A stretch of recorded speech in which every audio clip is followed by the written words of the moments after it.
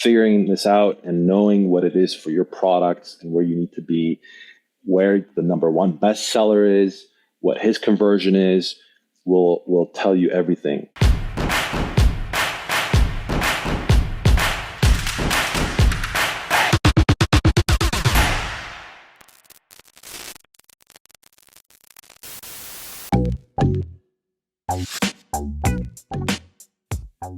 Hey guys, welcome back to the ZonCom podcast. This is your host, as always, Andrew Erickson. I'm here with one of my really good friends, Szymon. Szymon and I have gone back years now, I guess, being in Titan together, and then we were in a weekly accountability meeting together for over a year. And Szymon's based in Colombia, but he is Canadian born, and he is one of the best PPC gurus I know.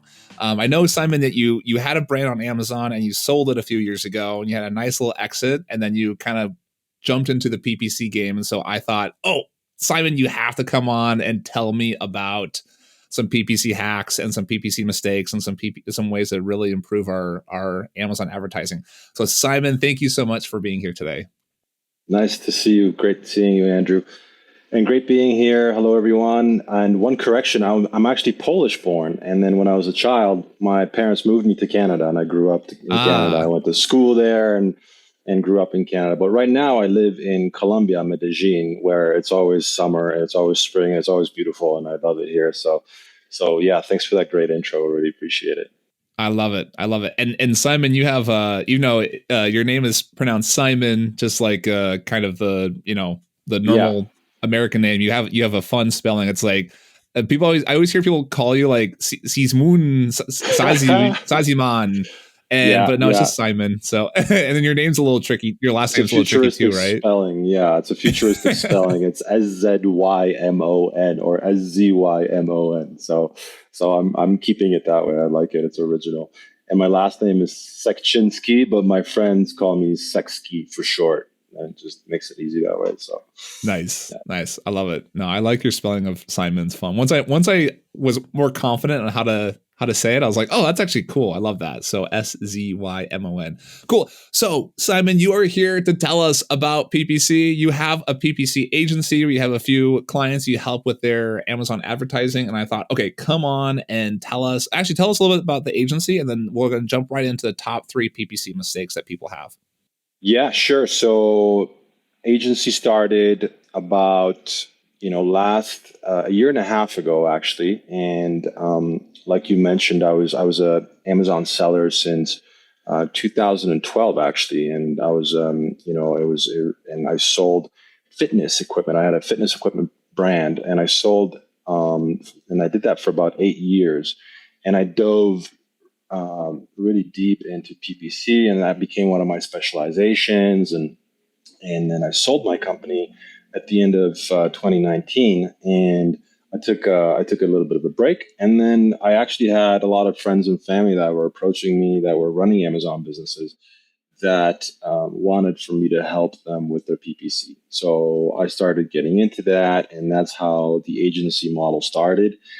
For me, that's how I started the agency, and now we have a fairly nice team, fairly sizable team, and a number of clients, and yeah, we're loving it because we can go. And I love it because I can go a mile deep, because in Amazon there's maybe 5 major verticals, and you're kind of spread thin across all these things, inventory management and listing optimization and manufacturing and PPC, and you're kind of spread thin. But for me, having the ability to just focus really deep on one of those verticals allows me to become very specialized at it, and I love it. So I really appreciate it. Nice. I love that. And what's your agency? The agency is called AMZ Guardian, and it's like Guardians of the Galaxy, but we specialize in Amazon. And you can check out our website at amz.com. It's a fun little name. Nice. Love it. Cool. All right. I want to hear the top 3 mistakes that people are doing with their PPC Amazon advertising campaigns right now. Yeah, I mean, I think, one of the things that we talked about is coming back to the basics. I think that a lot of people just don't understand how to structure their campaigns properly, and that's one of the mistakes. Where a lot of people are doing keyword dumping, they're putting 50 keywords into a campaign, and you'll see, and you can do this, you can test this yourself. When you put, let's say, 50 keywords into a campaign, only your top 5 or your top 7 are going to get impressions, are going to get traffic. The rest of them are not going to be getting any attention. And so it's very important to structure your campaigns in a way that allows for traffic to get to those keywords, meaning single keyword campaigns. And I think that recently, it's probably been become more popular, but it still can't. It cannot be emphasized on how important that is, because of the control that you have with single keyword campaigns. Because of the isolation when it comes to top of search, for example, or bidding strategies. If you want to switch to up and down on that specific keyword, or any of those things, it's a lot easier to manage. And everything, at least in our agency, I think that a lot of people in general are very much so overwhelmed by having, let's say, 1,000 separate campaigns. But at least in our agencies, we do everything through spreadsheets anyways. And you can, it doesn't matter, in a spreadsheet, if it's, if it's there's 1,000 campaigns, because everything is manageable. You can control the data better. And also, inside of your ad manager, you actually have there's a tab that I don't even know if a lot of people are familiar with this, but there's a tab that is called targeting, and if you click that tab on top, then it actually isolates all the keywords individually for you. So you don't have to click in and out of campaigns anymore. You can just manage your keywords inside of that tab. So that would be mistake number one, I would say, in general. Interesting. So the way I used to do it, and I this is I'll tell you. So I'll tell you how I had been doing PPC, and I think that a lot of people probably fall into this, right? Into this thing. So of course, I had no idea what I was doing at the beginning, just like with everything in life, right? No idea. And then I went through a bunch of trainings and a bunch of thises and a bunch of that's. And then I tried a bunch of stuff and lost a bunch of money. And finally kind of got to the point where I at least wasn't losing a bunch of money, but I was kind of working and I liked it. But at some point I was, like building up spending a lot of time on PPC. And so I ended up just hiring somebody to do it for me. And, 2 years went by and it was okay. It was fine, right? A year and a half, whatever. And that person kind of ghosted me. So now I'm like diving in deep to like diving in the deep end with PPC and getting like a handle of it. And so it's funny because like a lot of the biggest mistakes, everyone knows this. And I'm finding, I do this all day. I did not know that kind of stuff, right? So just this last few months, I kind of realized the single word. I heard about it, but now I'm realizing, oh yeah, the single word campaigns actually are pretty fantastic. So you mentioned it was top of search. That's killer. Mm-hmm.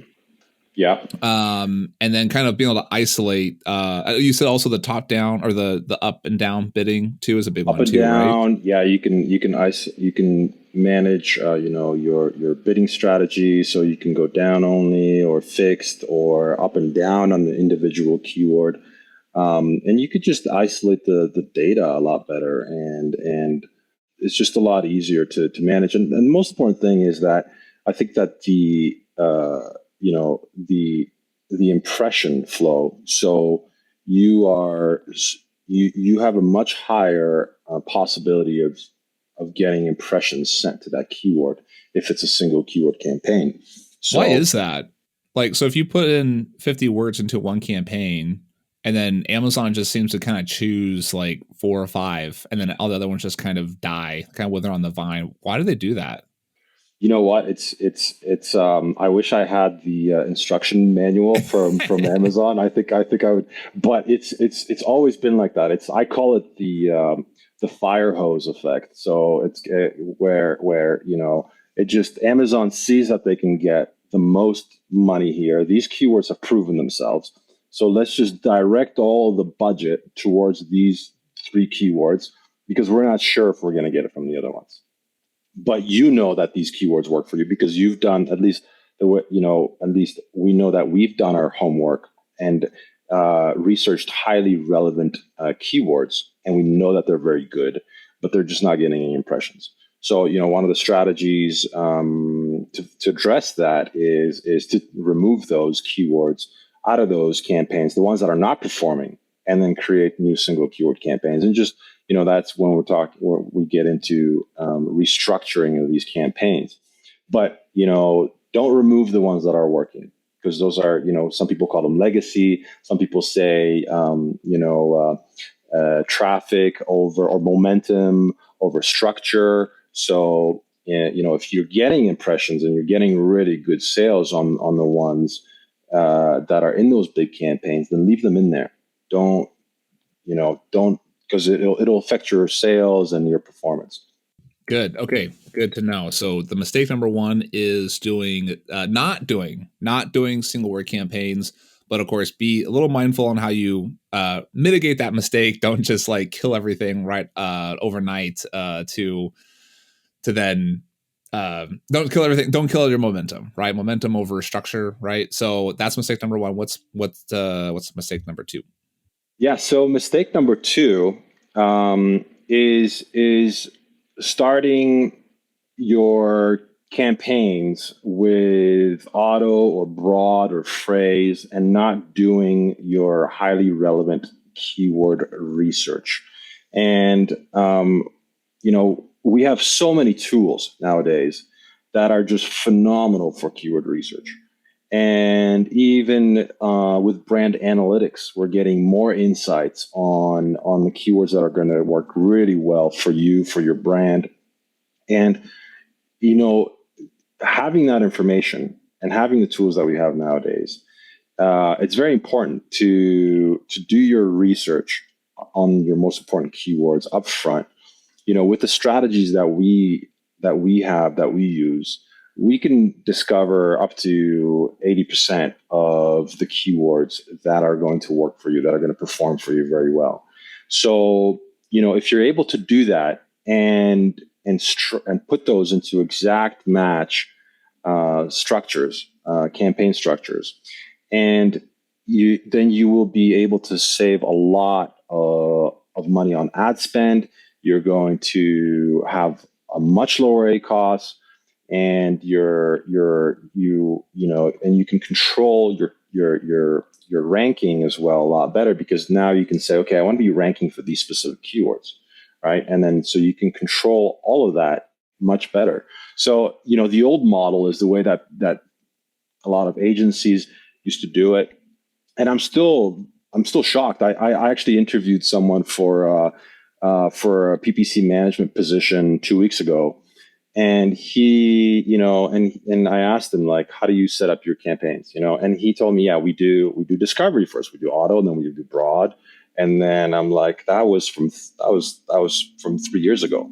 So don't do that anymore. Do the keyword research, find your most highly relevant keywords, and put them in. Know your keywords. I mean, Amazon to me is it's an SEO game. It's an SEO business. So you have to understand where you want to rank, how you want to rank. So that's mistake number two for me, where it's, not starting your campaigns with highly relevant keywords and doing proper research. Oh man, I feel like I have a PhD in all these mistakes now. That is exactly how good you said. That's the standard from 3 years ago. That's exactly when I was really into the PPC stuff. And guys, the game has changed. The systems have changed. The tools have changed. The way that Amazon uses PPC has changed. The amount of PPC that you have to spend, the budget you have to allocate has changed. So if you did learn these systems, 2, 3, 4, 5 years ago, and you're kind of coasting on that, which is what I was doing, This is we're now finding the game is changing right now. And so, yeah, I that's how I did it. I was taught, set up an auto campaign, let it run. And when you get some data, whatever converts, just throw it into a phrase match or whatever. And then if it converts really well, then put it into an exact match. You kind of go like really broad and then get narrower and narrower and narrower. And now the new techniques are no, just go straight to the exacts. You should know the keywords that you're going to convert on. And as Szymon said, the highly relevant keywords, for me, people always ask me like, well, how do I know it's highly relevant? For me, well, first of all, you could just try it. I mean, if you try it and you convert well, that's obviously like, that's a way to know. But that's kind of, you have to spend a lot of money, a couple $1,000s to kind of figure that out. So we don't want to have to spend a couple $1,000s on dozens of keywords. For me, the intuitive way of knowing it's highly relevant, when you search it on Amazon, just go to Amazon, go to the little search query bar thingy at the top, type it in. If your product and your direct competitors pop up and it's mostly filled, the page is mostly filled with just you and your direct competitors, that is a highly relevant keyword. Yep. An example of a not relevant keyword would be Father's Day gifts. That pops up a lot of different things. There's wallets, there's phone cases, there's golf kits, there's a bunch of different stuff, right? But what is highly relevant would be club covers. I have a product here, for example. So this is a cork foam roller. So this is a fitness equipment product, and so a lower relevancy keyword would be foam roller, but a highly relevant keyword would be cork or wooden foam roller. So if somebody typed in foam roller, they probably would not buy this because it's a lot harder, and it's actually, it might be a little bit painful for sports, fitness or that kind of intent. But for deeper muscle massage, this would be it would be a search. You'd say wooden foam roller, or you would say cork foam roller, or solid foam roller. So those are just some examples of keywords that would be much more relevant.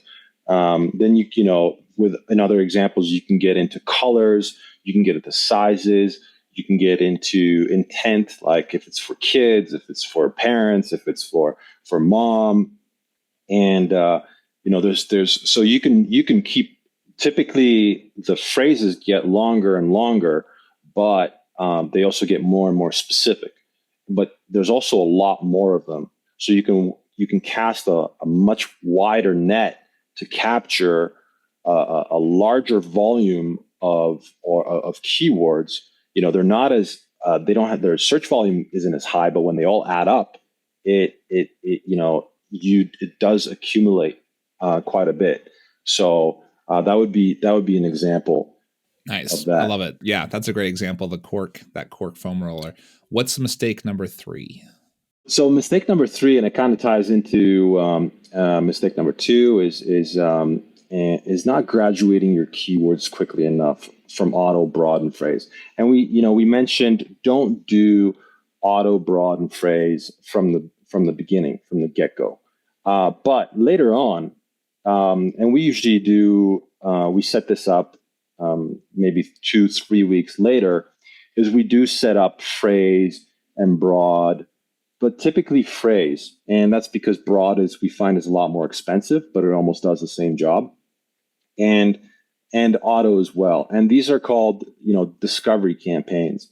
So these are campaigns where, you've discovered, let's say, 80% of your keywords, but there might be 20% that you might still want to continue discovering. Maybe you missed something. And these are these discovery campaigns that will help you find those keywords.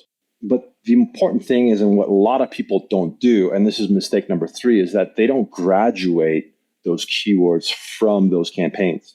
So, let's say you find you start getting sales in your phrase campaign on a new phrase that you didn't have. And, What you want to do is have a system every week or every 2 weeks where you're graduating those keywords from phrase or auto, and you're creating new exact match campaigns for that. Because once it's an exact, it's more controllable. You can control exactly the term, and you can control also, if you want to increase the bids, if you want to get more traffic on and more impressions, or if you want to get a little bit less. And this way you can actually control the term. But the problem is that some people don't do it soon enough.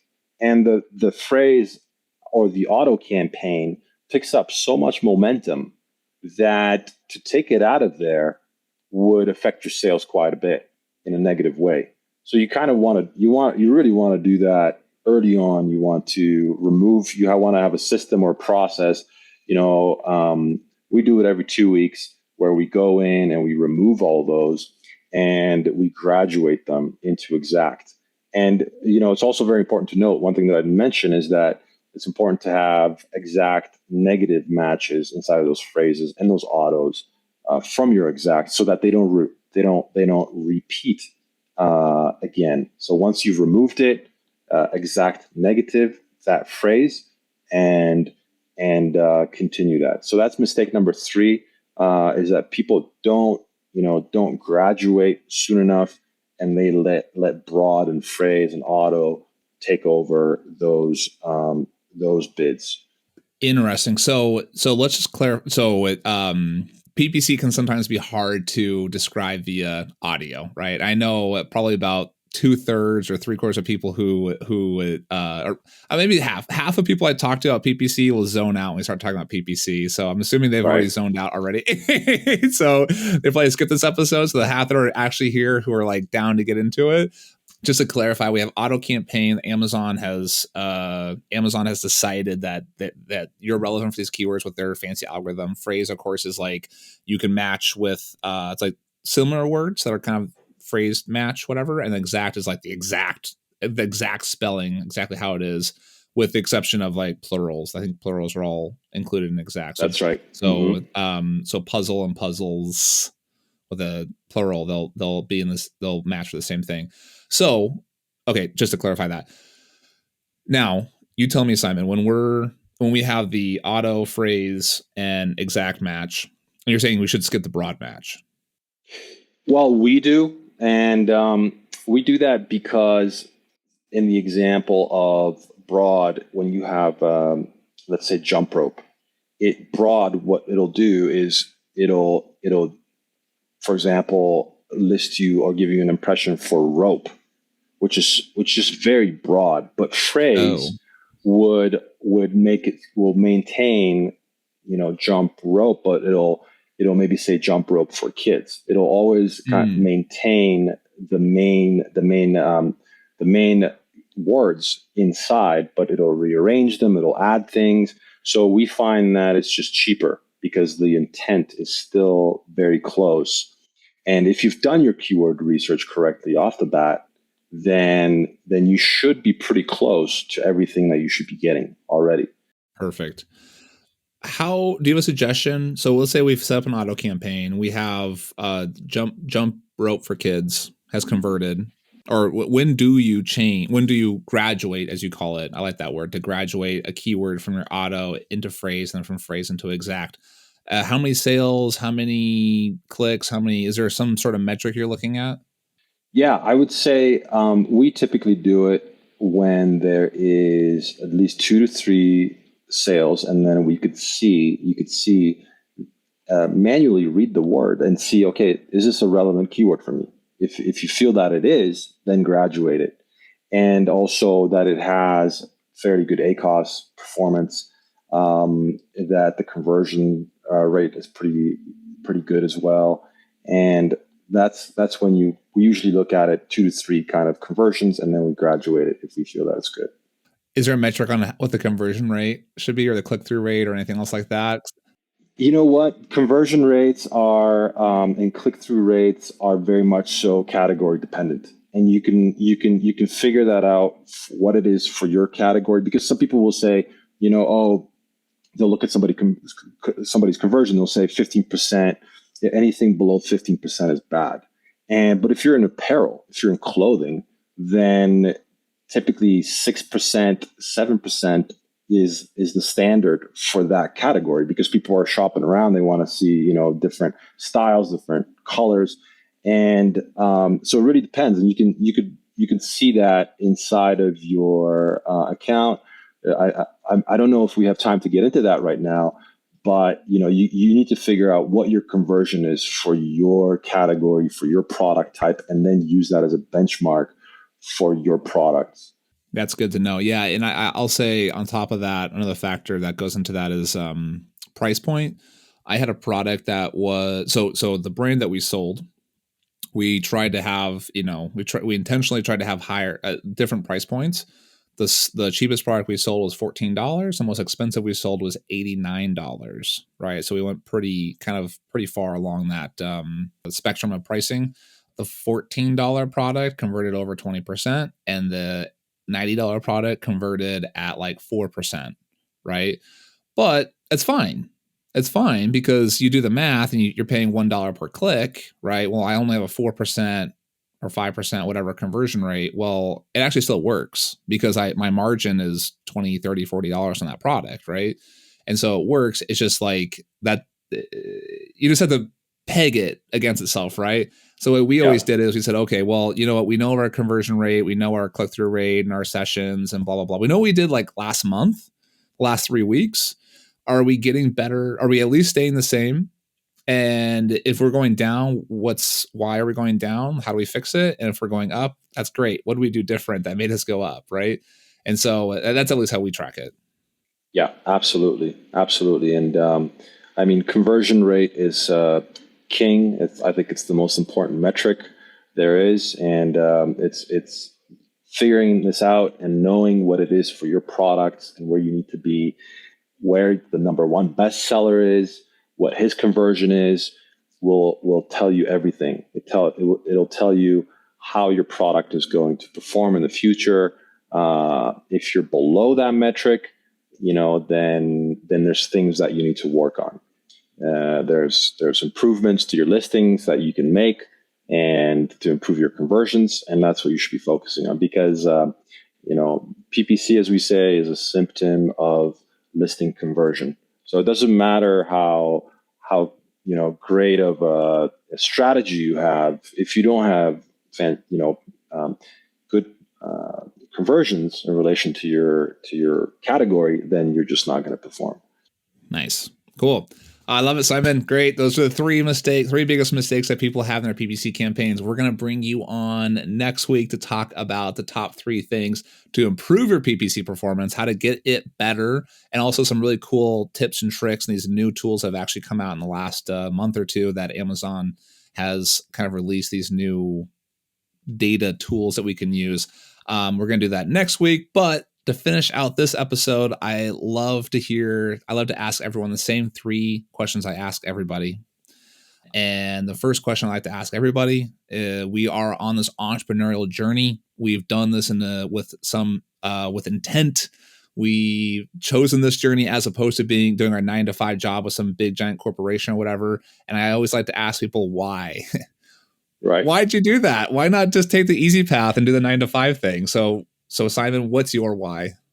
I love the freedom that entrepreneurship provides me. That the fact that I can travel, that I can live in other countries, that I can live in South America, and the flexibility, and also the best part of this for me is the people that I meet. I get to hang out and meet people who are just absolutely brilliant, and they're just doing they're inspiring. They're doing amazing things, and one of the reasons why I love the agency, the PPC agency model, is because I get to talk to entrepreneurs. I get to work with them. I get to interact with people, like yourself, and have great conversations, and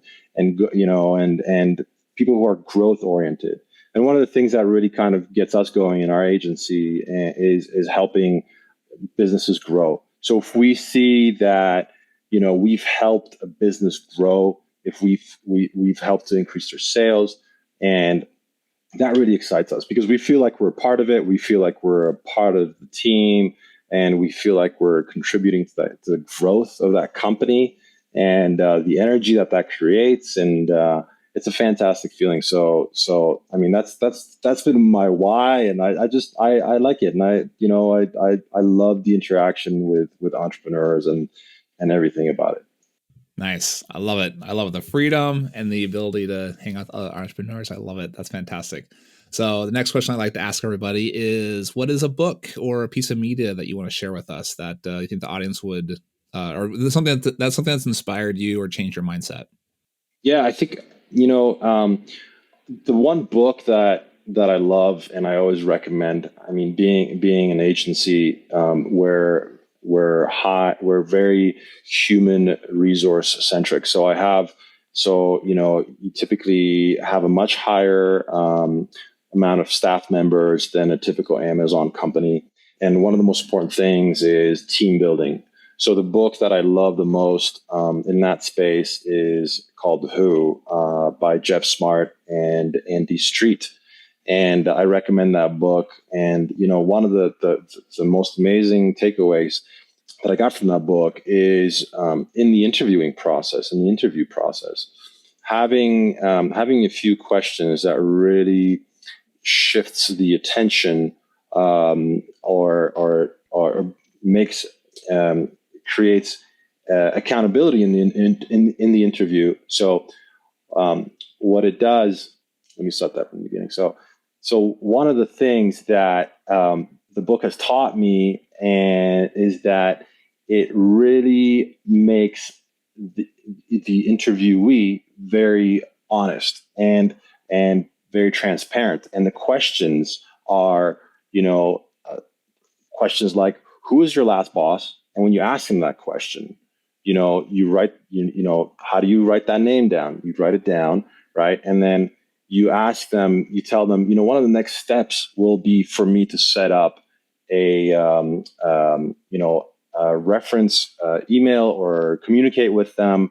And when I do talk to them, and when I ask them, what your strengths and weaknesses were back then, what are they going to say to me? Right. So as soon as you ask that question, the person thinks to themselves, oh, I need to be transparent in this conversation. Right. So you really get to the bottom of understanding what this individual is like. And then you can ask some follow-up questions like, on a scale of 1 to 10, how are they going to rate you? And based on your past performance. And you always, it's important to phrase it in a way where you're referring to their past performance, not today, right? You just want to know how they were then because, they've probably improved. There's a possibility of that. But it just makes them a lot more transparent and it gives you so much insight. So the book, has some amazing and lots of great, amazing insights into interviewing and analyzing whether this is the right person for this position. But your company is just a collection of individuals. And the better the quality of these people, the higher the quality of these people, the better your company, the better the performance. And it's so important. I can't stress this enough, how important it is to surround yourself with the right people and have the right team. So really highly recommend that book. One of my favorite books. I love it. So it's Who by who's the author? By Geoff Smart and Andy Street. There's nice. Two cool. co-authors. I just read Who Not How, which is a different book, but sounds fairly similar in that same niche there. Oh, that's great. I'm going to add. I've not read Who. I'm going to add that to my reading list. Szymon, what is one actual thing that Amazon sellers can do today? So this is a strategy that we developed inside of our agency, and I think that this is an amazing thing that not a lot of people do. And we call it keyword spin process, and it's very simple. what you do is you look at your best performing keywords. And so, for example, keywords that have the lowest ACOS, they have a lot of sales, they have a lot of conversions, they have a really great conversion rate. And what you want to do is you take that keyword and you take it out and you do keyword research. So you take that keyword out and you do keyword research around that phrase or keyword. And so you go down the rabbit hole of that keyword specifically. So an example might be using Amazon Suggest. So when you put in a phrase like jump rope for kids inside of your search box, then Amazon Suggest is going to give you another 10 phrases around that are highest or most searched phrases.